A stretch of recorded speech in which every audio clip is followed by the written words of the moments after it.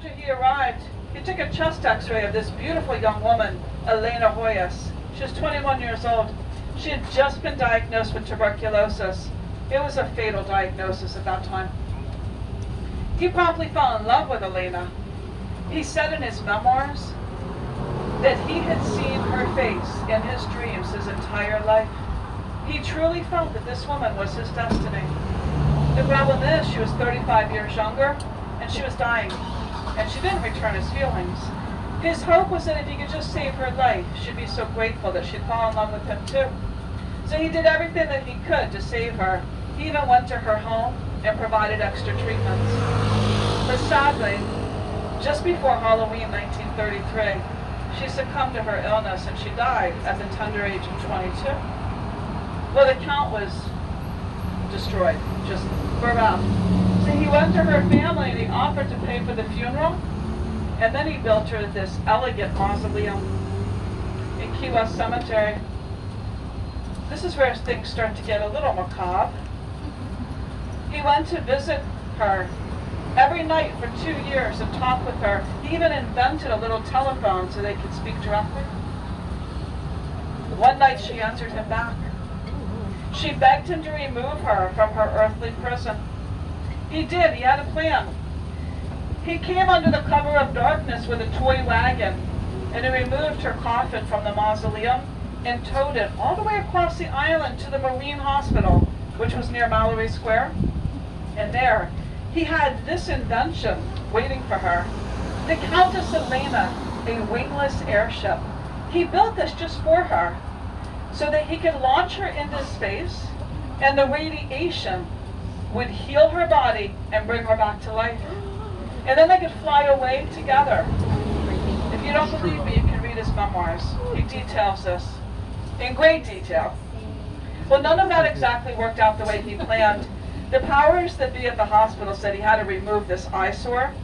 He towed it all the way across the island to that beach right behind you, Rest Beach.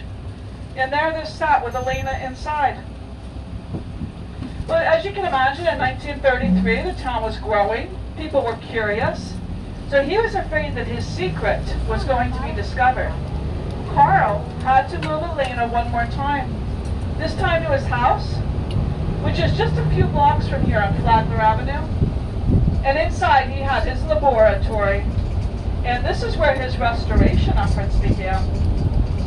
He made Elena a wig out of her very own hair. He wired her joints together so she'd be flexible.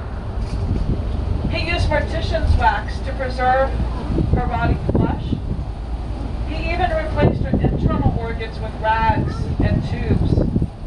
And then he bought her a beautiful white wedding gown, laid her in his bed, pronounced them man and wife together, and there they consummated their marriage, and they lived together as husband and wife in every sense of that word for 7 years. Well, as you can imagine, in a small town, rumors got started because he was in town buying women's clothing, women's perfume, but he's never seen with a woman. When those rumors got back to Elena's sister, Nana had suspected that the count was always a little off. So she went to KeyWest Cemetery, and she found her sister's crypt empty. So her next stop was Carl's house. She nearly broke down the door, and she demanded to see the body of her sister. Let's imagine Nana for a moment. The last time she had seen her sister was 9 years previous, when they had buried her in the ground at KeyWest Cemetery. Well, she went right to the authorities. Carl was charged with grave robbing. They even held an inquest, and he answered the officials' questions with such detail that they said that he was sane and could stand trial. But first, they had one problem. They had to rebury Elena. When the authorities took her remains to the Dean Lopez funeral home, the morticians were so impressed with Carl's restoration And they put Elena on display for 3 days. 6,800 people came from all over the U.S. to see the body of Elena Moyes. School children were let out of the school for the day. And then they buried her body in an undisclosed location. As for Carl, he was let go. It turns out that the statute of limitations on grave robbing runs out after 2 years. And he had lived with Elena for 7. So he fled to Zephyr Hills, Florida, where he spent his time writing his memoirs. And then he published them in his Pulp Fiction magazine. When he died in 1952, he was found slumped over in a wax effigy of Elena. Some people think, well, maybe he switched her body at the end. There's no way to know. But I know one thing for sure. And ladies, I think you're going to agree with me here. I hope no man ever loves me that much. KeyWest Cemetery is 2 blocks that way to that neighborhood.